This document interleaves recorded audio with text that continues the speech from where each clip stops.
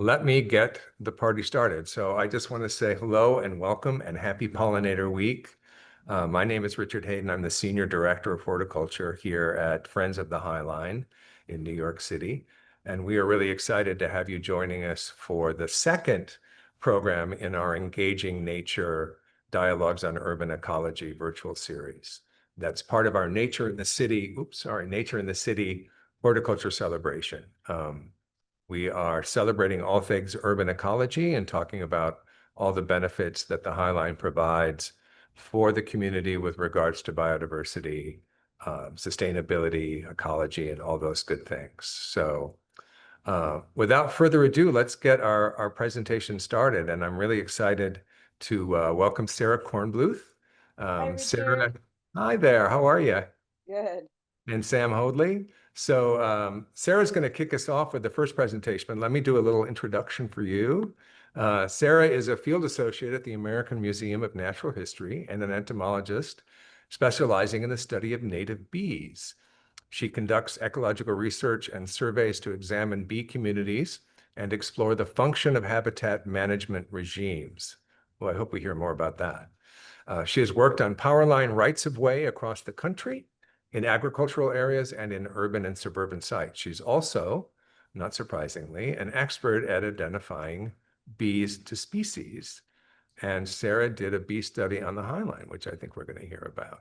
So maybe without further ado, we'll give Sarah the stage here. You can present, and Sam and I will be waiting in the wings, and we'll come back and then we'll hear from Sam and have a great conversation between the two of us, hopefully answering some questions and diving deeper into living landscapes, pollinator and plant support. So take it away, Sarah.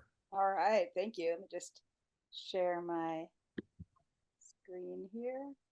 Thanks, Richard. Yeah, I'm going to be talking mainly about a survey that I did with my colleague Corey Smith, along with Marianne and Stubbs and Nicole DeFeo, Friends of the High Line, back in 2017. And what happened was Nicole was really interested. She spearheaded getting in touch with us. She wanted to find out more about what native bee species were living on the High Line so that the High Line could better support bees, the bees that were there, could figure out what they could do to even encourage and support more species, and also so that they could teach people about what bees were there. So it was really fun collaboration. I'm going to just start off with the basics, which is that bees are evolved from a wasp ancestor. And the wasp ancestor that split off started feeding its babies pollen and nectar instead of other insects or invertebrates or other sources of meat. And because the more pollen it could collect, the more babies it could provision for, anytime it had a gene mutation to make it hairier, those gene mutations would be beneficial and they would stick. So you see bees throughout all of their lineages getting fuzzier and fuzzier. And that's really a big benefit to them. There are bees, and we will see some of them, that don't look hairy at all, that have other ways of carrying that pollen. But yes, here's what the hairs do for them. It gives them the ability to passively carry pollen, even when they're not actively putting it into their pollen baskets. It also makes them amazing pollinators, bringing pollen from one flower to another. And a lot of bees really do visit the same species of flower over and over again. It's like they get a taste for it, and that makes them even more effective pollinators because they will bring the right pollen to the right species of flower. And why else do we care about native bee conservation in the city besides, being able to educate ourselves and being able to support them?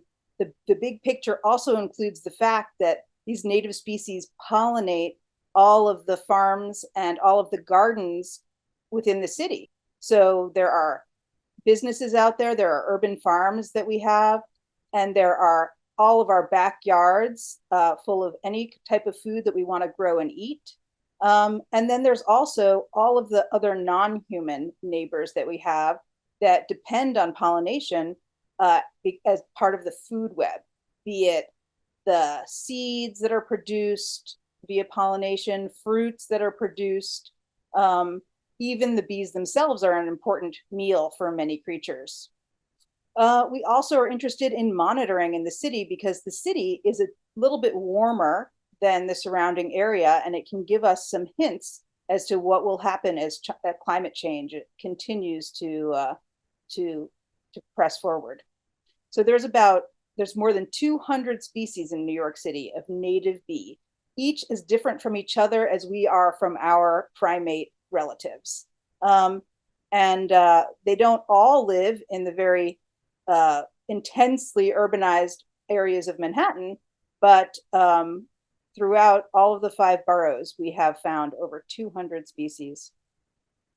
So the High Line is, if you're not familiar, although I bet a lot of you are, an extremely urban downtown Manhattan. You can see how developed it is in this Google Earth picture.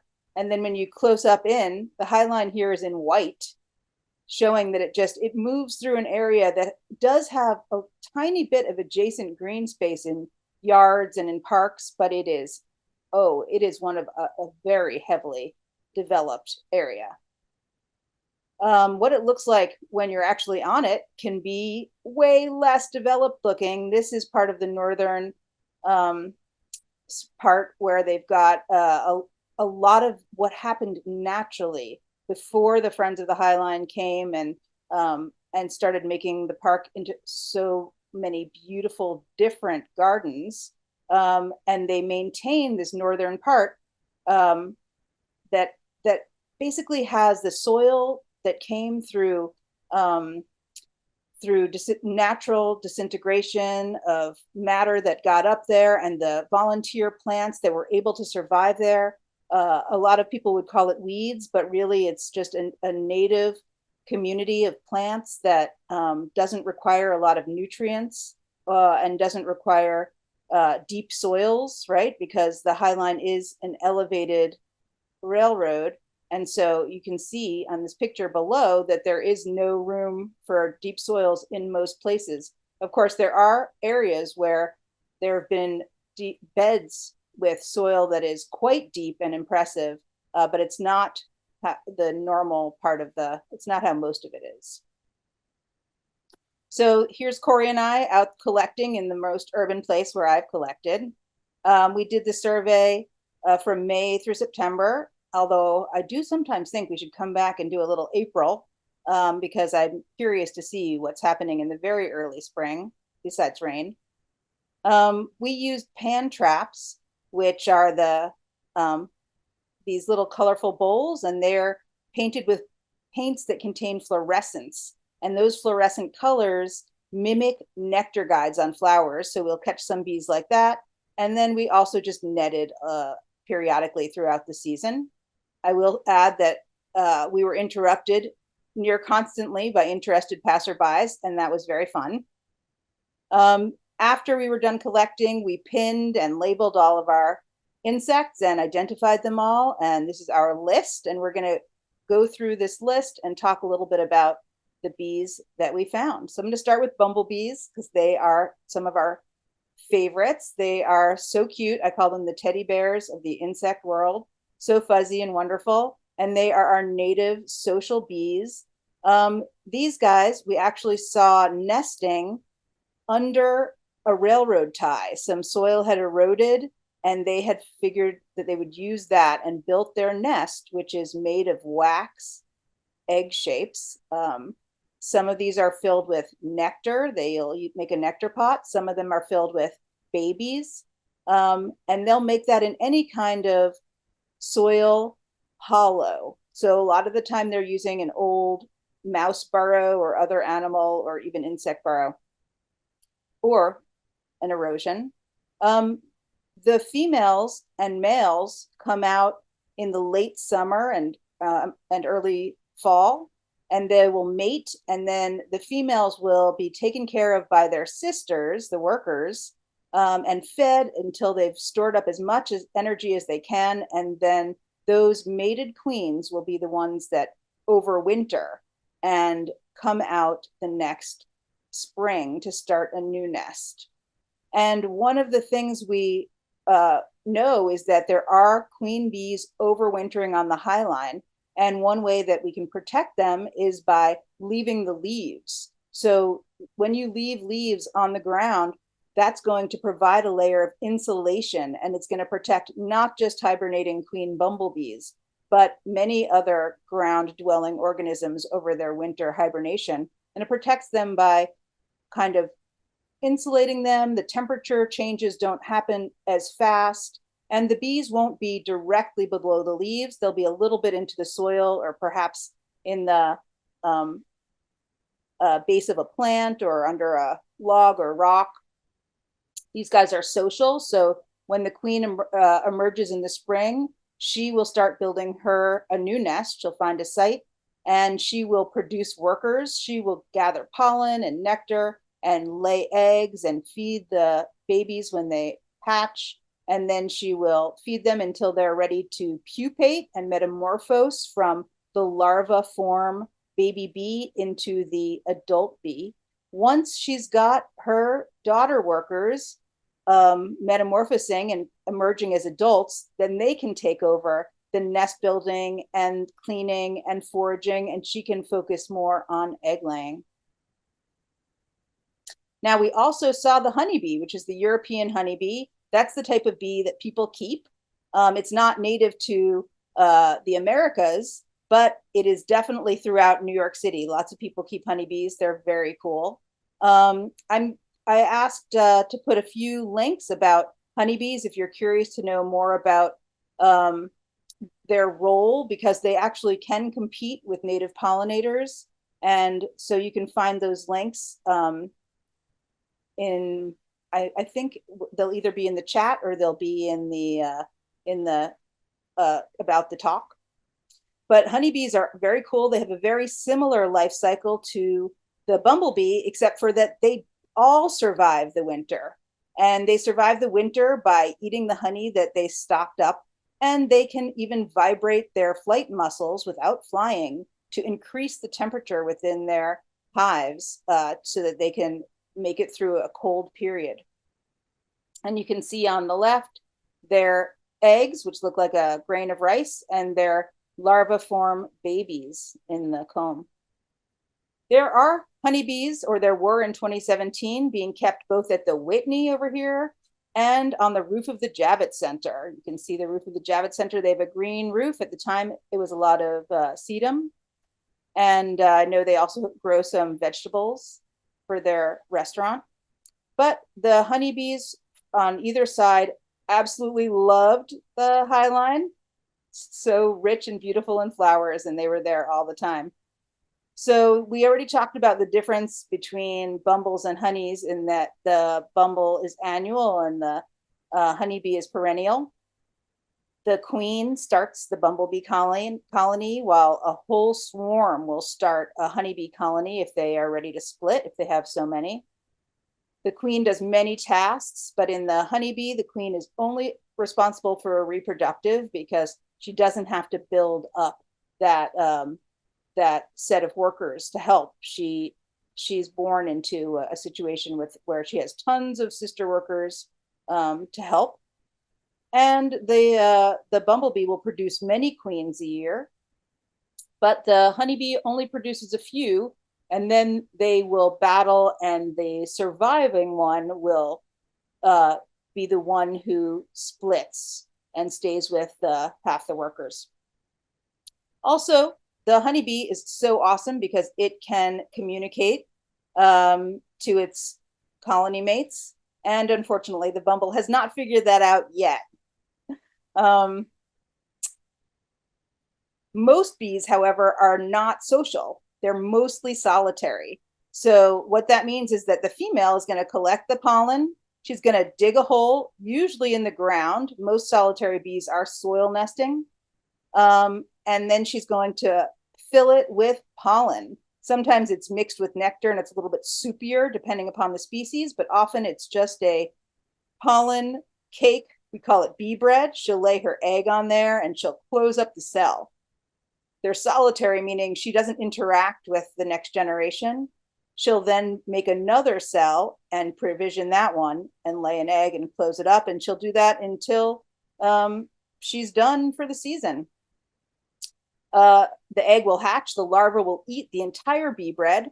When it is done eating, and it has to molt several times to grow big enough to eat that whole thing, then it will poop. And when it's done pooping, it will pupate. Now, this bee right here is a specialist of spring beauty. And so this one would only actually be out from about mid-April to early May. And once the flower that she feeds upon and that she feeds her babies from, specifically that she feeds her babies the pollen of, is done, she's done for the season. So when this pupa forms, it's probably only about mid-June, mid to late June. And then that bee will hibernate throughout the whole rest of the summer and fall and winter until temperature and humidity cues tell it it's time to come out at the same time as spring beauty.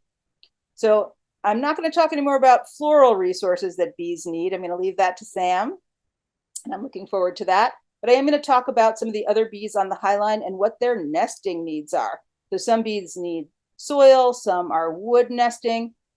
Down here is what it looks like in a soil nest. Up here is a cavity nest, a linear cavity nest.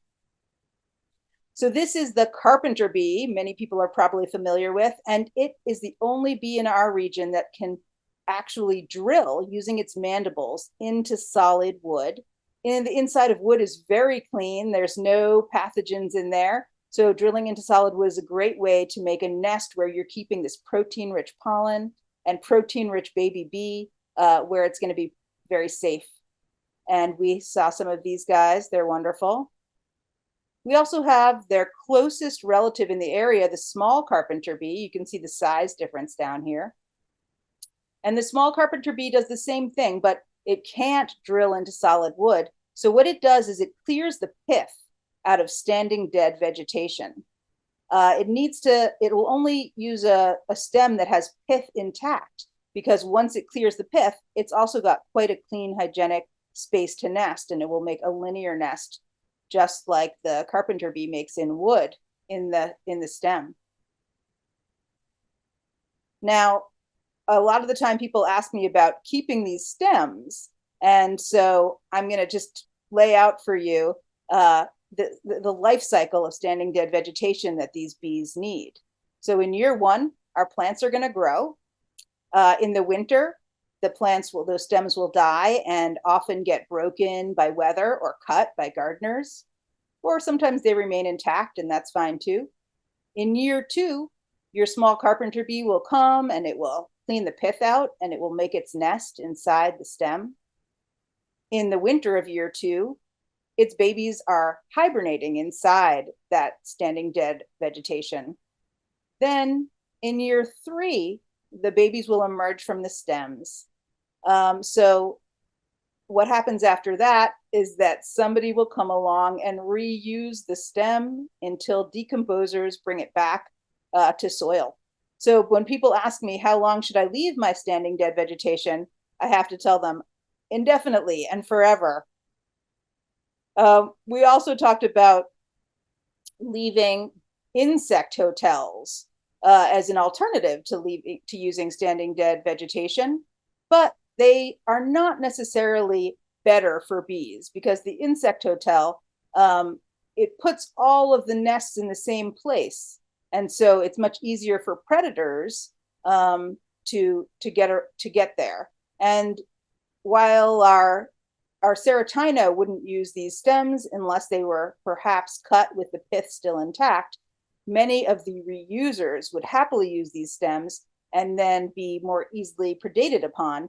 You can imagine this is much easier for birds and spiders to find the feast than it would be in single standing dead vegetation throughout the garden. These are the masked bees. There was lots and lots of them on the highline, and they are so small. They're about the same size as the small carpenter bee, and they are one of the stem reusers. So they'll hop right into that stem in year 4 and make their nest in there. Now the stem is no longer as clean, but what they'll do is they secrete a substance that they use their tongue to paint on the cell. And then that dries into almost a cellophane-like material that you could remove with forceps.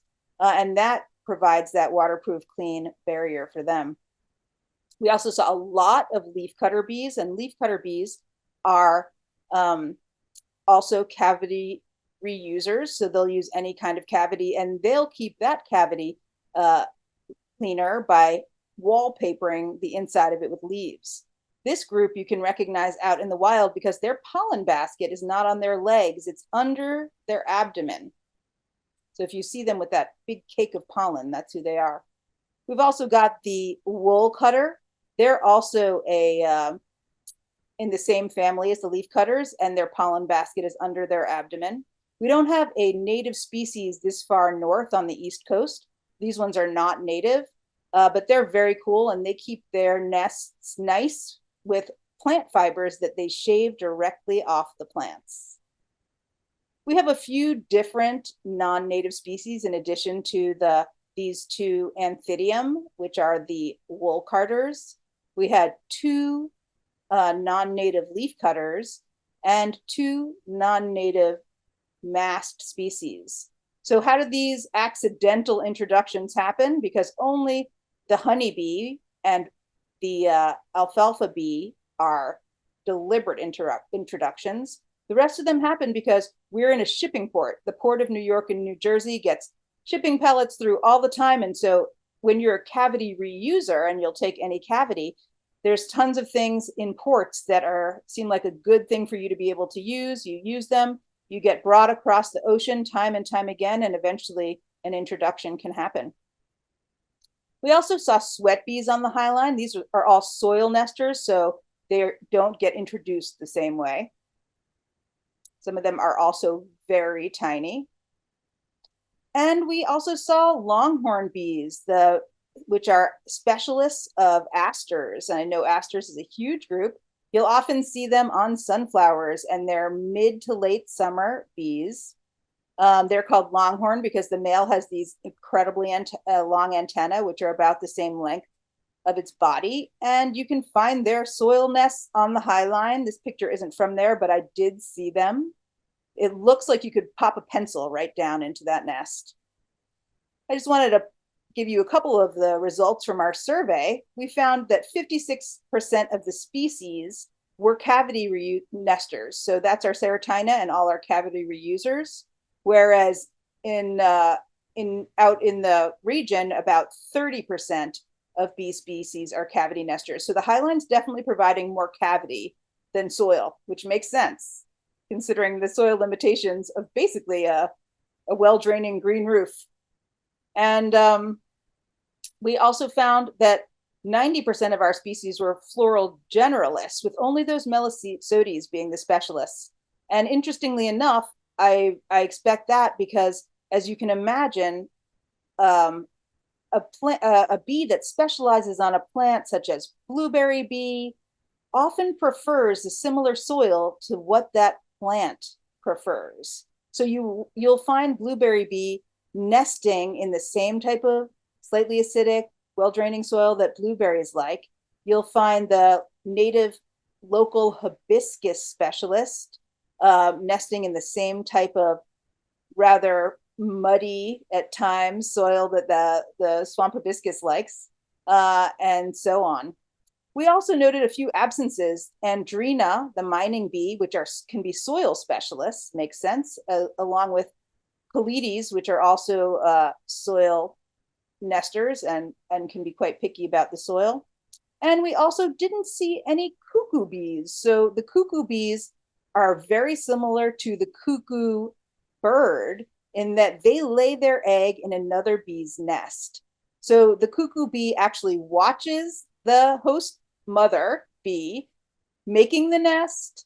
This is a cuckoo of a leaf cutter, so bringing those leaves, bringing the pollen, and when she sees that host bee has almost completed the cell, has laid the egg, and is about to close up the cell with one last piece of leaf, she darts in and lays her egg. If the host bee finds that egg, she will kill it. But if she doesn't find it, it will hatch first. It will kill the host's egg, eat the host's bee bread, pollen, and emerge the next year to repeat the cycle. We didn't see any in our survey, but we were able to take a look at some collecting that had been done by the New York Bird Alliance on the roof of the Javits Center, and we found one of these leafcutter cuckoos there. So they are around, which is very cool to see, because it means that there's enough of a population of the leafcutter to support them and to support this other level in the food web. I also wanted to just say really kudos to the Highline for working so hard on adding more STEM resources for cavity nesting bees, and especially for the small carpenter bee, which was present but was not numerous. So the work to leave taller standing dead and to manage it in different ways, I think is really important. Thank you. So I'll take down my question slide because we'll save it till the end. Wow, so much great information. I have a lot of questions, but we're going to save those because we want to hear from Sam.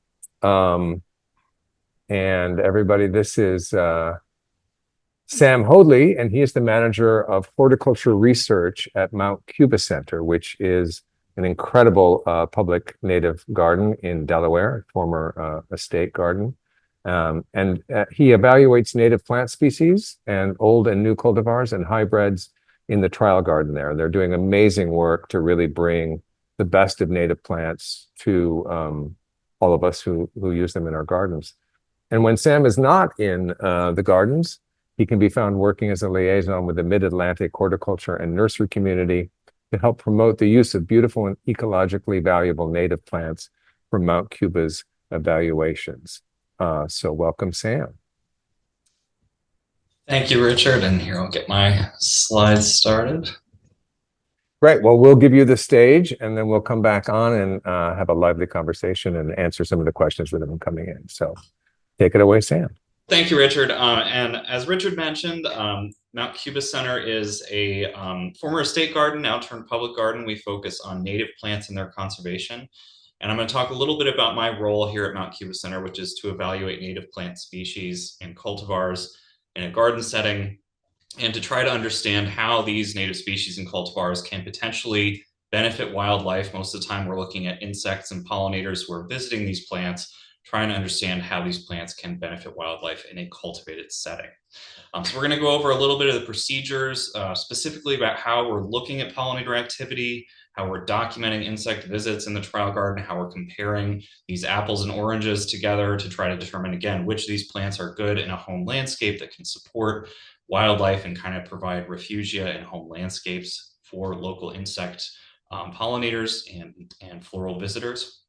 And I'm also going to be giving a little bit of a preview of some upcoming data that we're going to be publishing on our future research report, a little bit of the pollinator results and lessons we learned from that evaluation, as well as some of the highlights in terms of pollinator activity that we observed from a few other evaluations that we've published in recent history as well.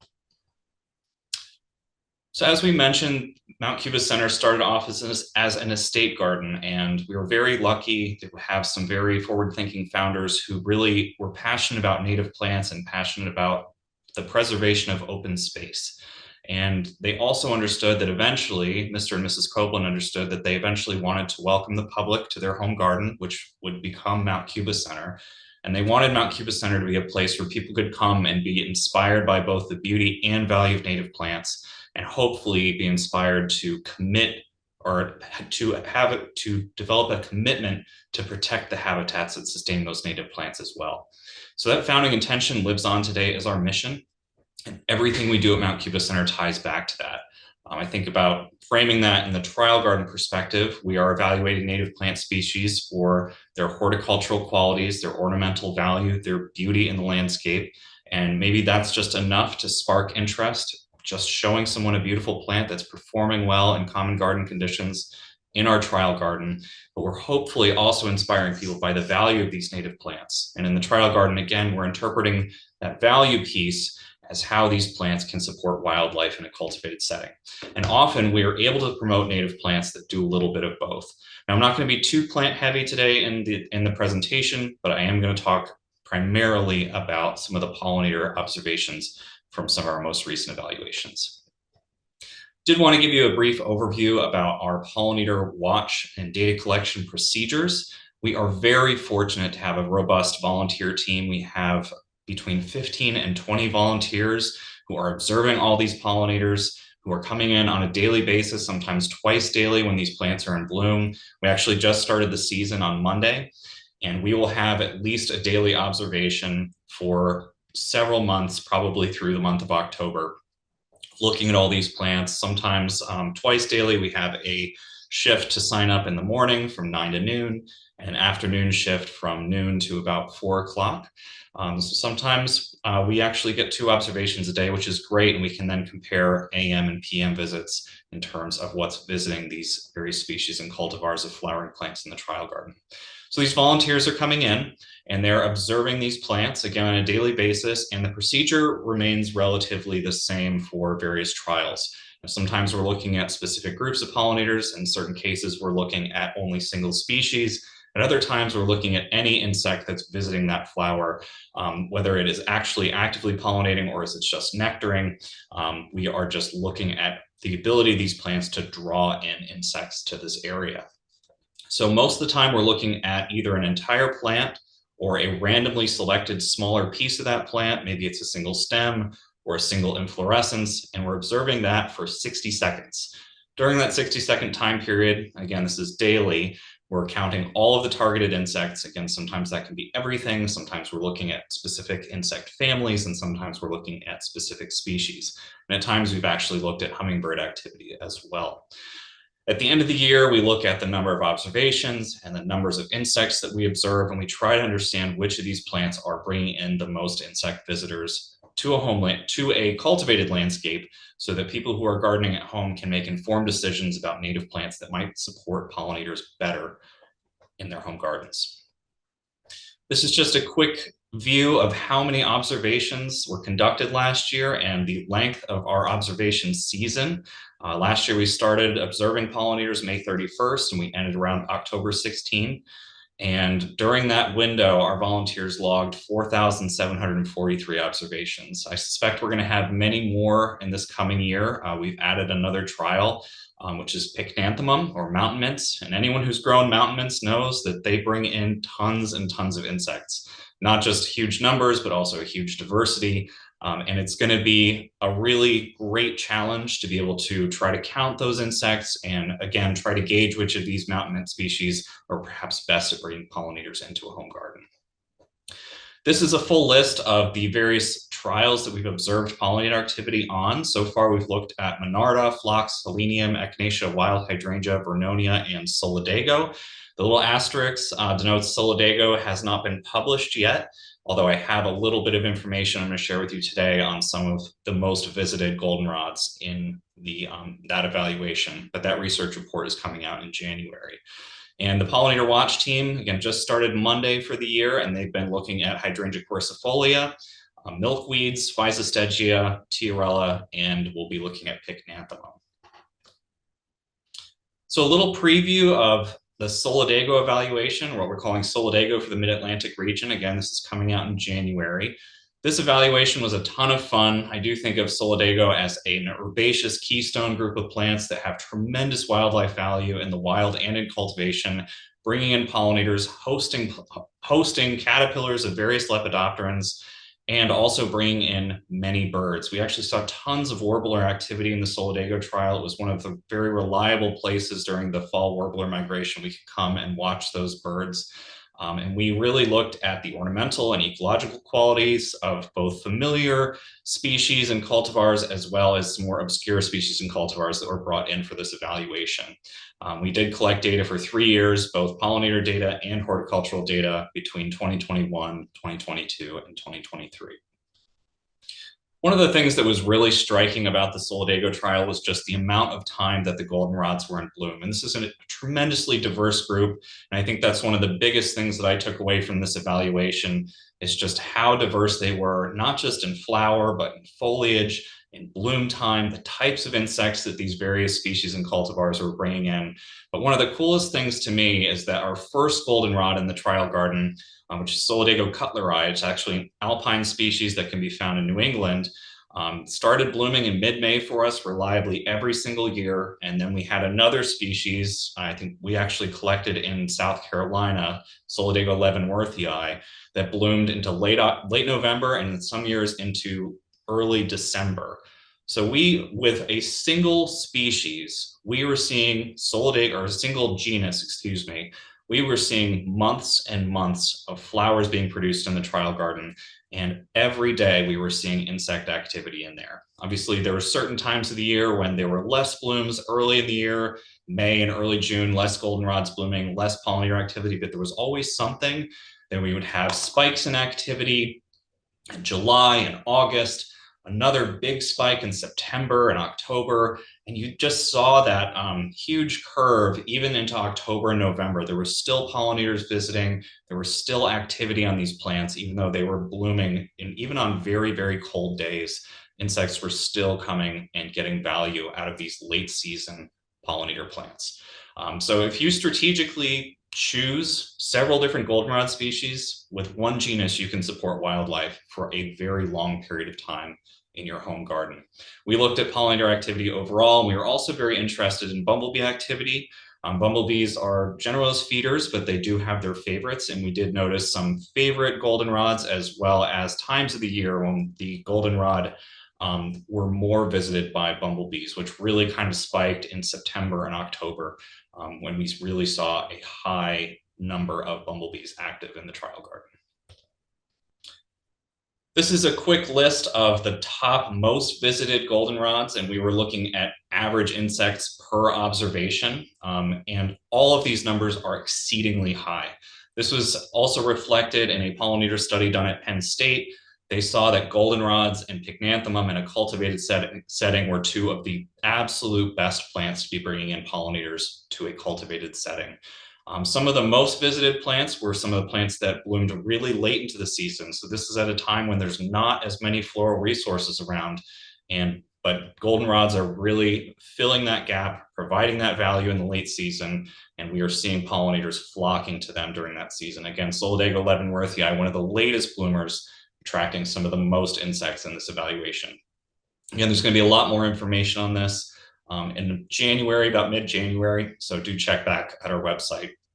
And all this information, at least everything but the goldenrod evaluation data, can be found on our website at mtcubacenter.org if you want to take a closer look at some of these charts. Some of them are a little bit busy, especially in the coming slides, but feel free to take a look at the website and spend a little more time looking at those evaluation notes.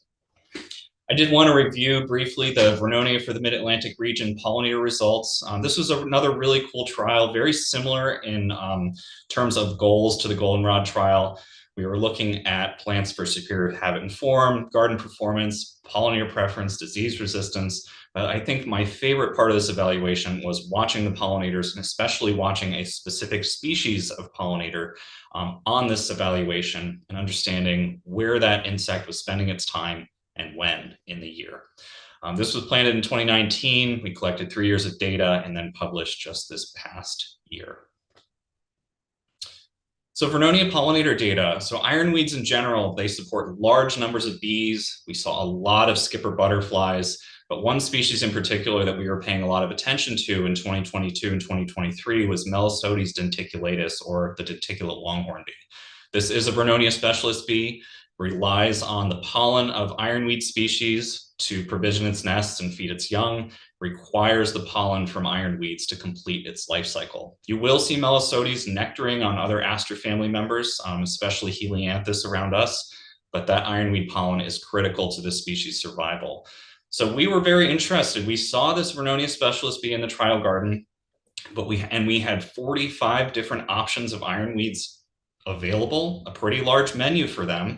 Did they have favorites? When were they active? what ironweeds can we plant in our gardens to support this native bee? And just a quick photo of Melisodes denticulatus. On the left-hand side, we have a female Melisodes. They're a little bit smaller than a honeybee, black and white. They have beautiful blue eyes. The females collect this snowy white pollen of ironweeds on their hind legs.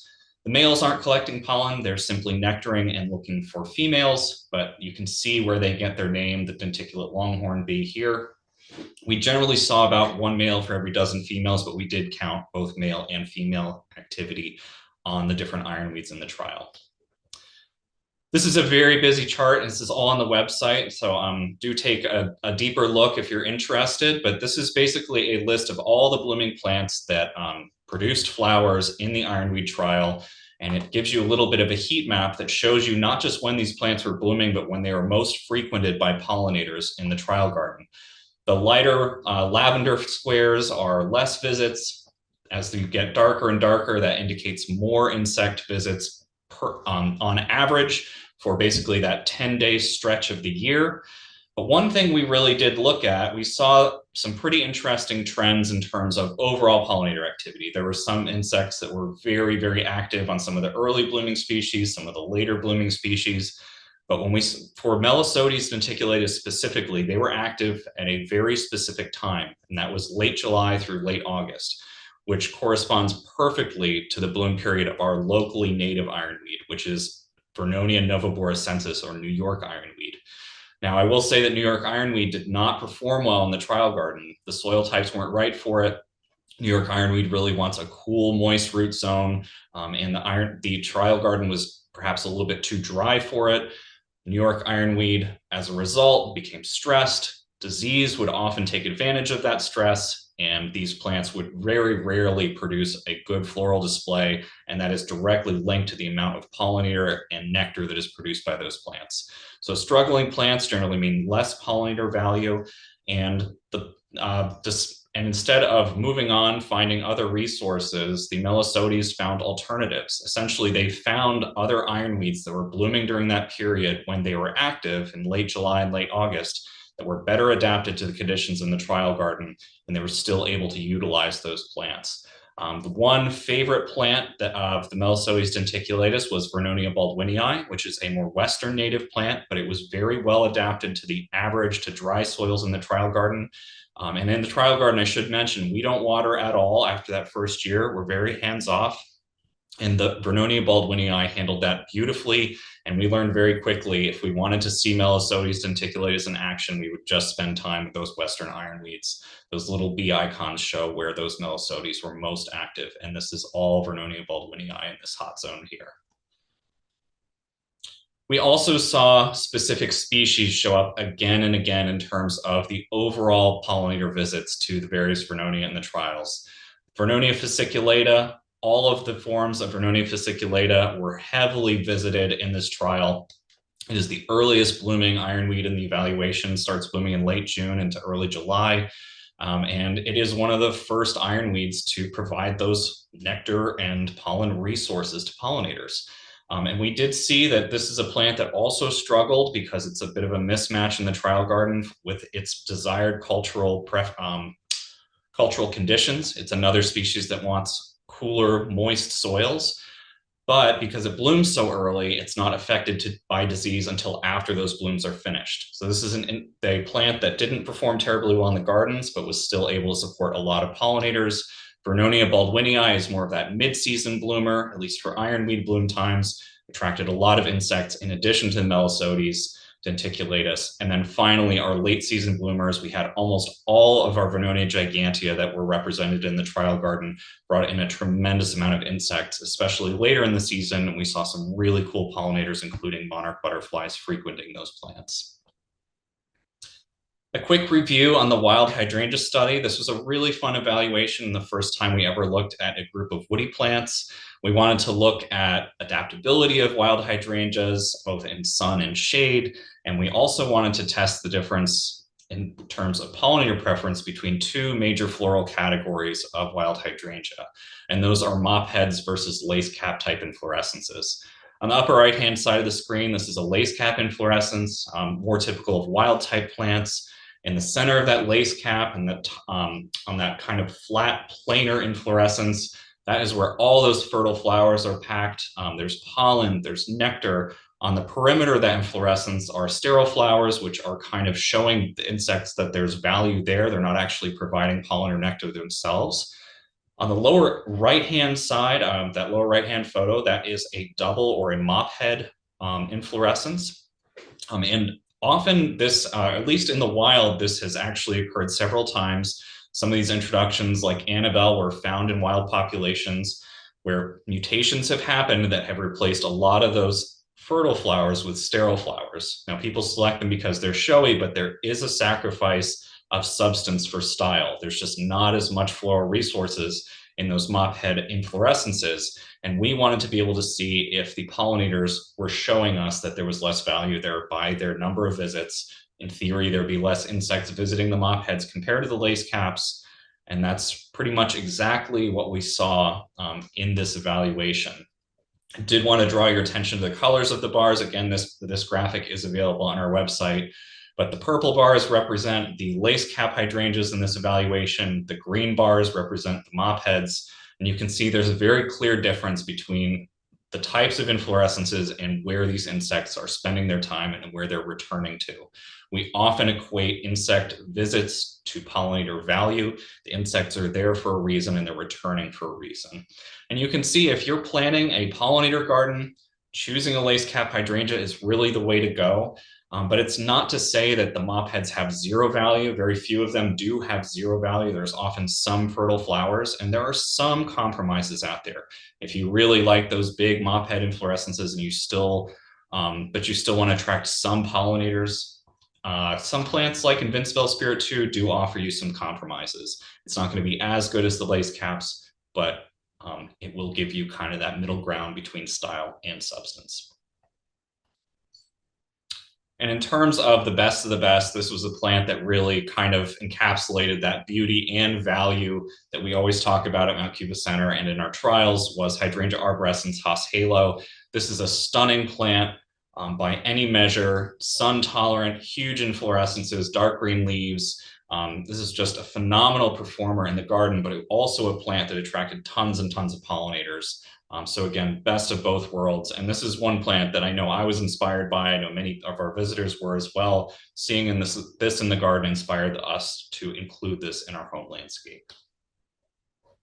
And we're also looking at oak leaf hydrangeas. We followed up the Hydrangea arborescens with Hydrangea quercifolia, and there's a very similar kind of comparison between these wild type oak leaf hydrangea inflorescences and these double flower forms, kind of very similar to the mop head versus lace cap conversation. But the oak leaf hydrangeas, these big double cloud form inflorescences, there are no fertile flowers, at least that we've been able to find. And there's another type of double inflorescence. Hydrangea quercifolia snowflake is a good example of that. Snow giant, snowsicle are another, Gatsby's star is another, where these sterile flowers kind of are stacked. They almost look like a rose or a double trillium or something like that. And down in the interior where those fertile flowers normally would be, these are been replaced with also doubled fertile flowers where there's no pollinator value as well. Looks like it should be there, but there's nothing, at least as far as we can tell. Now, on a wild type plant where there is fertile flowers, which you can see on the interior of this conical inflorescence, and you have the sterile flowers on the exterior, there is tons and tons of pollinator activity, and this is happening right now in the trial garden. And again, there's a very clear difference. This is just after 1 year of data between the blue bars, which are those more wild type inflorescences, and the red bars, which are those more double type inflorescences. We're looking at plants both in sun and shade, but in both conditions, the plants with the fertile flowers are where those insects are spending time on and where they are returning to. We will see insects visiting, checking out those double flowers. They'll land and then they'll leave immediately and they do not return. I will say, I always tell people there's nuance when we're looking at species versus cultivars. You can't lump all cultivars together and say they're all bad. I think there definitely is a spectrum of value in terms of what pollinators can derive from those plants, those cultivated forms of plants. But it does seem like with oak leaf hydrangeas, if there are double inflorescences, either style, that big cloud form or that more star form, there just aren't, it seems to be just zero value for pollinators. And I do just want to plug this native bee survey. This wasn't something that I was involved in, but I think it's something we should be talking about more. This was a really cool survey that happened at Mount Cuba Center by Sarver Ecological, where we looked at bee activity, especially in spring, over 2 years. And we found some really cool specialist bees, some really interesting state records for Delaware and range extensions for several species. So just a really cool read, and this is on our website as well.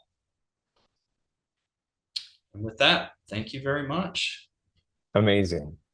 Those bee pictures are so sexy. That picture of the denticulate longhorn bee, right, Sarah? Really amazing. And while you were talking, I was like trying to research our bee list and to see if that was a bee that had showed up on the Highline. Do you remember that one, Sarah? The denticulate longhorn bee? Did we have that on the Highline? I don't think we did. No, is that Vernonia specialist, right? Yeah. Yep. Okay. Well, we can dream. Did. We did? Yes, you did. Okay. Oh. Wow. See, I thought it sounded familiar. No, nice memory. No, trust me, I do not have the 33 species of scientific names of the bee species on the Highline. Apis mellifera, that's about as close as we're going to get. I'll take it. And I do want to give a shout out to that bee study that Sam was talking about. I went down a rabbit hole on your website looking at that bee study, and it's amazing. I think, well, I just was doing a search on our own website, and if you search bee study on our website, there's information that pops up around the Sarah Kornbluth conducted bee study on the Highline. So there's more information available there. I have a whole series of questions here. Let's see if we can get into some of these. First of all, before I forget, and I know it's a little off topic, but I'm a big bird warbler fan, and to find out that goldenrods were supporting warblers on their migration was just an interesting idea. And of course, they're important to pollinators because they're eating those seeds, they're pooping them out and spreading those wonderful late season resources. Yeah, no, it was very reliable. Every year we very intentionally started taking pictures of them. We saw several species every year, and we think that in addition to seeds, we think they were foraging for insects that were present on the goldenrods.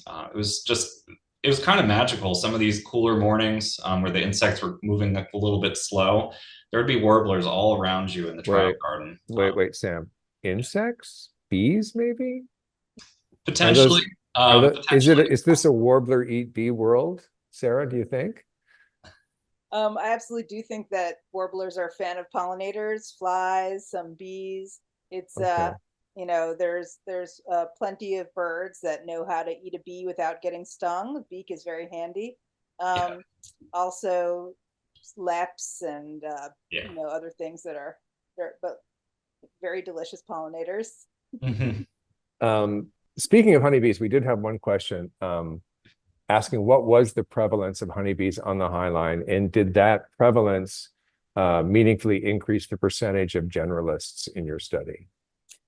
No, because that was just the results that I gave you were by species. Oh, so okay. again, the honeybee is just one species. Okay. But yeah, they were quite prevalent. Does the Whitney still have hives? I was over on the green roof of the Whitney recently and suggested that they didn't need to have honeybees. There's an art gallery too up at 27th Street that is keeping honeybees now, in addition to the two that you mentioned. And unfortunately, they also swarm. So we have been seeing swarms on the Highline. The swarm will collect in one of the trees on the Highline, and obviously thousands of bees zooming back and forth between the swarm and the hive, 8 or 10 feet, maybe 6 feet or 5 feet above the Highline is not It's generally not dangerous because I think, Sarah, you can tell me that swarming bees generally aren't aggressive because they're not protecting a hive. That's something I've heard. Yeah, I don't think that they would be problematic unless somebody, started What? to get mixed up in there, but you also don't want them that close because then the likelihood of somebody accidentally getting mixed up in there Right. Yeah. increases.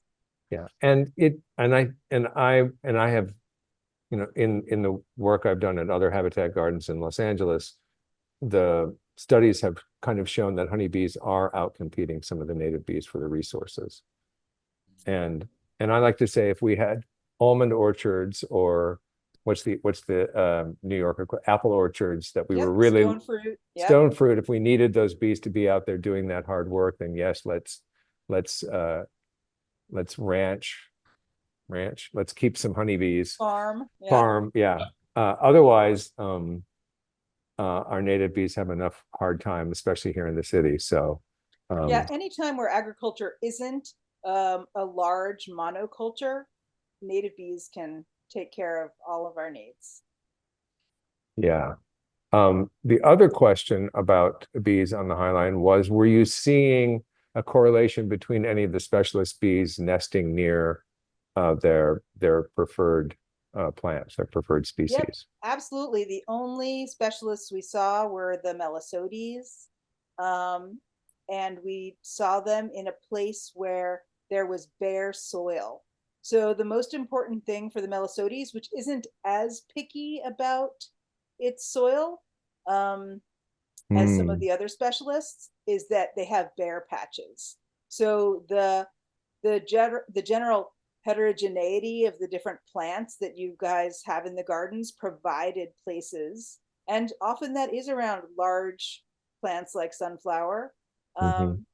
where you would which they do like a lot, which is where I believe we saw their nests. We frankly don't have a lot of bare soil. When I was at the museum, Natural History Museum in Los Angeles, we had 3 different patches that were specifically for ground nesting bees, and they were 3 different aggregates, and we got, all sorts of different species that were preferring the specific sand to whatever ratio. And it was just kind of fascinating to, if you build it, they will come, right? It was Yeah, just, that's very yeah. cool. You didn't really have those bees, the ones that have soil preferences in that way, but Mhm. there was definitely enough patches of bare soil in some spots. Trying to remember exactly where in the garden. I think it was near the theater, Oh, yeah. The where 10th there Avenue were overlook. Yeah. yeah, where there were enough bare patches for a good nesting ground. That would make sense. And there's actually an area there that's been under construction for 9 years. So Perfect. probably some bare soil and some weeds. Um, Speaking of late season support, and I think you mentioned this a little bit, Sarah, like having those asters and the goldenrods available. Is it just for bumblebees that really need that late season hit? Or Sam, did you encounter any? You were talking about some of the goldenrods really going late in the season. Is that mostly for bumblebee support, or are there other insects that need that over winter? Do you want to go first, Sam? Yeah, I can definitely tell you what we saw. It Mm-hmm. was a lot of particularly larger insects that were able to be active in cooler temperatures. Bumblebees were a group that were seen quite a lot. There were actually a fair number of honeybees, although I'd say they were maybe the minority. And we tended to see a lot of larger flies as well. Some true bugs, a few beetles. But there was, I would say, a pretty interesting diversity of insect visitors, even into November and one year into late December. And as long as there were flowers, we were seeing insects um, up until the bitter end there. I agree. Bumblebees are much more able to live into a colder Mm-hmm. time, They but are some of the first bees we see in April, by the way. yep, Yeah. they are much more able to fly on a colder day, and so their temporal range extends earlier in the spring and later, amazingly, into December. Um, but at least into November. However, they're not the only social bee. Some of our small sweat bees are also social. Sociality is a real gradient, ranging from the completely solitary that I discussed to ones where sisters will even share a nest entrance, but make their own nests, to ones where sisters will all nest in the same area, to ones where they will guard each other's nests, where they will begin to work together. And in fact, there are places where you can see different levels of sociality in a single species, depending on how much resources are available. So you'll see a species of sweat bee down in a valley, which is very lush, behaving socially, but the same species up the mountainside where resources are limited will act solitary. So there's a lot of variation, and there are very social small sweat bees, which are in the highline all the way through from May to October until it gets too cold for them. So you'll be supporting them as well. Well, we're all about supporting. Speaking of supporting, someone is asking, I read that bee hotels have sanitary problems. Can you talk a little bit about, I think people are talking about those kind of structures with all sorts of different cavities and Yep, and absolutely. yeah. I try to call them insect hotels because Insect hotels, while yeah. they're very good for insects, and I think they're very cool educationally, they're not very beneficial to bees. They can have hygiene issues and be contaminated with molds and with bacteria. Bees can imbue their building materials, the wax that they secrete, or even the mud that they build with antimicrobial compounds, so they can afford themselves some protection. But what I often suggest to gardeners who do want to have an insect hotel, maybe because they're in a school garden and it's very dynamic and fun to look at, is to just, when you do trim your standing dead vegetation, to put that in place of last year's straws or last year's standing dead stems, and pull those out and allow them to not get composted, but then to just be in a place where bees can safely emerge the next year. So safely overwinter, loosely piled. But yeah, it's very good to replace the materials in your insect hotel. Good point. We have some insect hotels here on the Highline, but they're basically just pieces of birch trees that we've cut down that we're just drilling a few holes in. And you're right. It's more about messaging to people to just think about the way different insects need their nests to be. Do you guys have those at Mount Cuba, Sam? We have a few for demonstration purposes. There's Right. actually an activity that we have where we repurpose hydrangea arborescens stems that have been cut down during kind of a seasonal pruning. And we cut them to length and bundle them together. And we encourage people, this is an easy way to amplify habitat value in your home. And it's just a fun activity also for kids to get involved. And, we tell people to put it in a protected place. And it was really fascinating one year as we were demonstrating that there were bees trying to get into those pithy stems as we were demonstrating. So it really does work. But we generally recommend for the hydrangeas, if you can leave the stems up and make some kind of an opening into the pith, that's probably the best possible thing you can do. I know our natural lands team does do some of those pieces of wood underneath the birdhouses where they drill a few holes in them as well. And there's little glimmers of it, but it's mostly for educational purposes. Yeah, I think it's great for that. And hydrangea often does have a stem that's too thick for many bees to get through, so it's great to trim. There's plenty of standing dead vegetation that bees could chew right through the herbaceous stem. I also wanted to mention that the birch log is great, especially if you leave it indefinitely, because there is a local species of shiny green sweat bee that builds a nest by excavating in rotting wood. So that is yet another important nesting habitat that is hard to always supply, but very cool when you see it being used. We try, the Highline's not terribly wide. So, but we try in the wider sections to practice what our first speaker, Rebecca McMakin, called uh, mullet gardening, right? Which is all business in the front, where we keep it nice and clean and tidy. But in the back, things are wilder. There's more leaf litter. There's maybe a few logs on the side to decompose. And also, some of our beds are actually just mounded to make a little deeper soil for trees, and there can be erosion issues.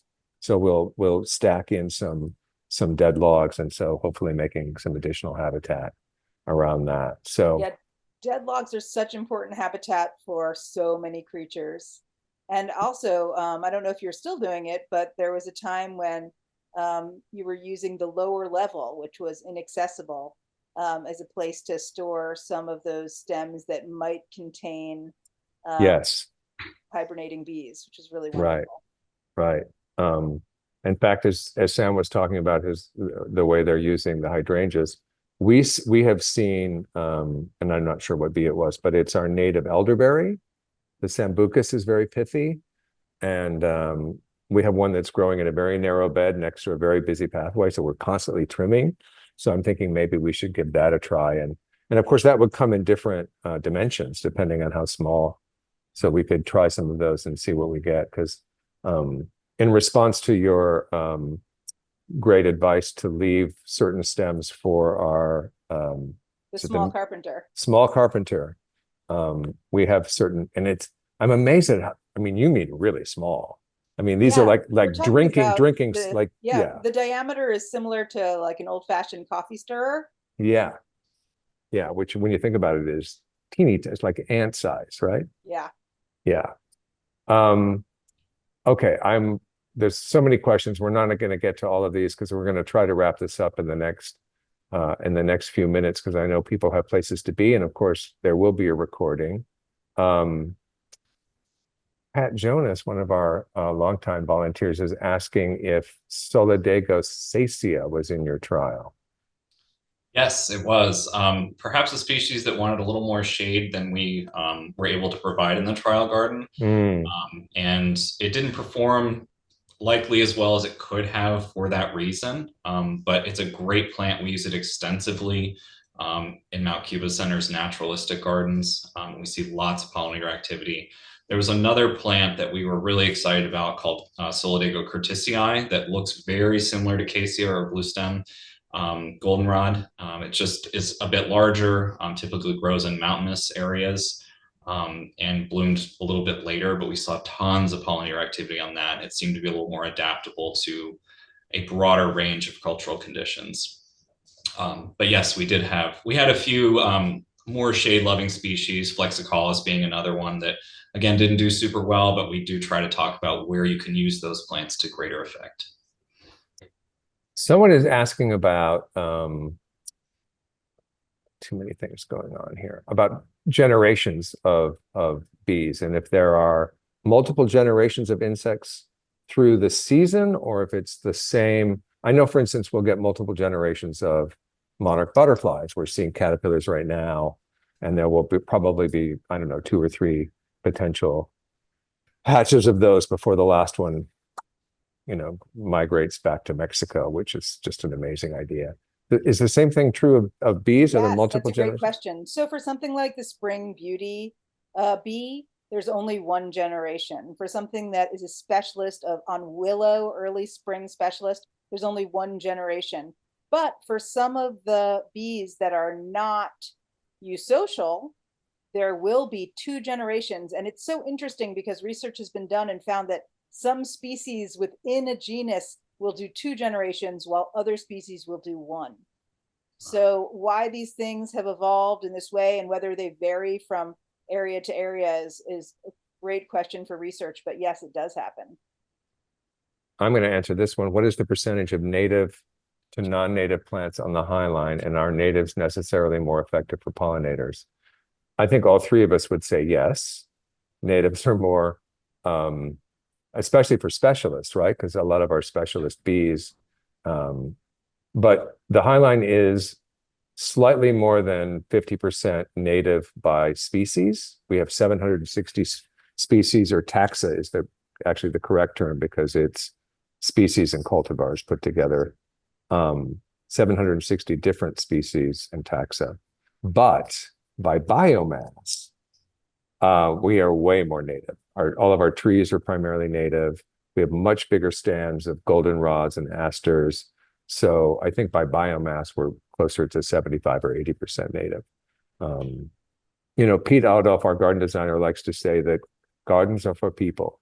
And so he wants to have blooms, at every time of the year. And if a plant is just a really good performer and doesn't escape cultivation and become a nuisance, then why wouldn't he include it in the garden? That you at Mount Cuba, Sam, you guys are 100% native, correct? Almost 100%. We do have some plants we call legacy plants, which had some sentimental value to the Copeland family. But I would say the vast majority of plants are native. And for the non-native legacy plants, the long-term plan with those is not to replace them immediately, but as they do decline, to look for native alternatives to them. Like we have some lilacs. Primula japonica was one of Mrs. Copeland's favorites. But she even admitted it wasn't native, but she said it's so beautiful. I love having it by the ponds. But we are careful with them, especially Primula japonica with its tendency to self-sow pretty readily. But I would say 95% native, if not higher. Any last thoughts on native versus non-native, Sarah? I mean, the way I think about it is that while it's really obvious for the specialist bees, the co-evolutions that have brought these specializations on have happened over hundreds of thousands of years. And so what we don't know, what Sam, I'm sure, is in the future, is to learn more about the nutritional content of different pollen and whether it's the females collecting pollen on these plants, whether it's the males nectaring, what's really going on. There's a lot missing from our knowledge, but we do know that these evolutionary relationships are really, really long. And when you come and you put a non-native plant in there, I look at that as basically putting a plastic fruit in the fruit bowl, because we do not have the food web connections to that non-native plant. And while some species may be able to use it for something or not, or for something else, a lot of the time it's safe from predation, being out of its native range, away from the things that have evolved to use it, to eat it, to pollinate it. So things that can also, they can also work with honeybees and other non-native bees and pollinators that have made it here, and that can help each other kind of spread in a way that's not beneficial to the native systems that we want, because they provide us a lot of ecosystem services, and they provide the food web aspects of the food web that are feeding our birds, our warblers, and all of those other connections. So I really do think it's important that we work to put natives in when we can. That's actually, and I'm going to make us go a little longer because I know Sam was working a little bit on a Lepidoptera study, I think, with the Delaware folks and Doug Tallamy. Yes, we've been talking about doing some more studies on lepidopterans and host plant capacity. University of Delaware did do a little bit of a host plant study at Mount Cuba Center, especially looking at shrubs and trying to understand, which of these plants can host lepidopterans. Which I should just mention are moth and butterfly. So that was with moths and butterflies. Yeah, I'm trying to understand if variegation, red foliage, compact nature, if that can affect that plant's ability to support the larval stages of lepidopterans. We're also looking at milkweeds in the trial garden, trying to understand which cultivated forms of milkweeds can support monarch caterpillars the best. Or basically, really what we're looking at is the adult butterfly's choice, where the female butterfly is choosing to lay her eggs. And we are seeing some pretty consistent trends in terms of where those choices are being made. We're also discussing trying to understand how a cultivated stand of common milkweed compares to a wild stand of cultivated milkweed nearby in terms of its ability to not just support monarch butterflies, but also the entire, or not the entire, but other milkweed specialists like milkweed longhorn beetles, milkweed bugs, the big and the little, the swamp milkweed beetles. There's so many other insects, and I think the monarch butterfly is the big charismatic insect, but there's a lot of other insects that do rely on milkweeds. And again, we're trying to help people understand how these milkweeds can support wildlife, how people can make a difference in their home landscape. And it's really exciting that people are interested in that. There's a demand for that information. But that's the next piece, is looking at host plant capacity. And I hope I'm not saying this too soon, but that same group, Urban Ecological, is back doing a moth survey, and they're in their second year. Basically a very similar model to what they did with the bee study, trying to understand what moth species we have here. And we'll take those results and try to understand, what we have and how we can support some of these rarer, more specialist moths, either in our natural lands or in our cultivated gardens. Amazing. And of course, if you like birds, you have to like caterpillars, because caterpillars are the majority, they're bird food. They're the majority of what birds feed their young as they're getting started. Last quick question, Sarah. What would you suggest people living in an urban environment, what are the best things they can do to support pollinators? Easy question. Yeah, I mean, it's plant those native plants.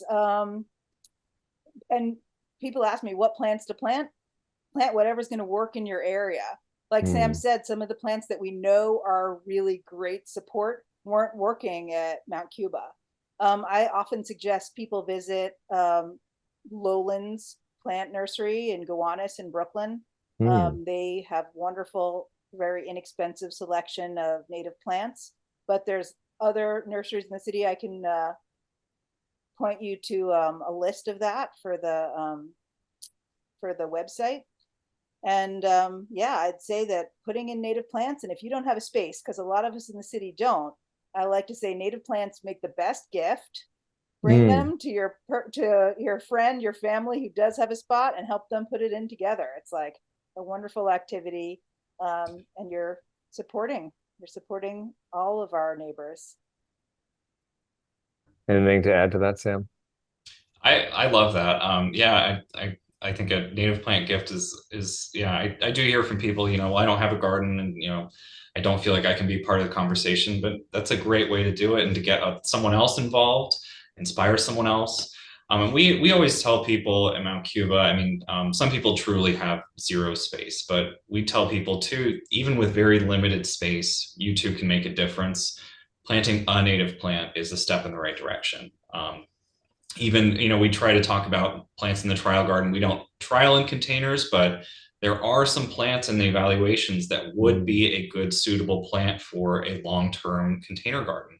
Even if that's all you have the space for, there are other people who have tons of room, all different types of gardens that they can utilize, but you don't have to, it's not all or nothing. You don't have to plant, thousands of different plants to be making a difference. I think kind of if we all do a little bit, it can kind of contribute to a much bigger impact overall. But yeah, plant a native plant. I think that's the biggest take-home message there. Well, and I would invite people to come if they're interested in learning more about some of the natives. We have our Nature in the City exhibit out in the park in the 14th Street Passage, and we've got 38 signs throughout the garden, some of them talking about some really great native plants and the different ecological biodiversity pollinators that they support.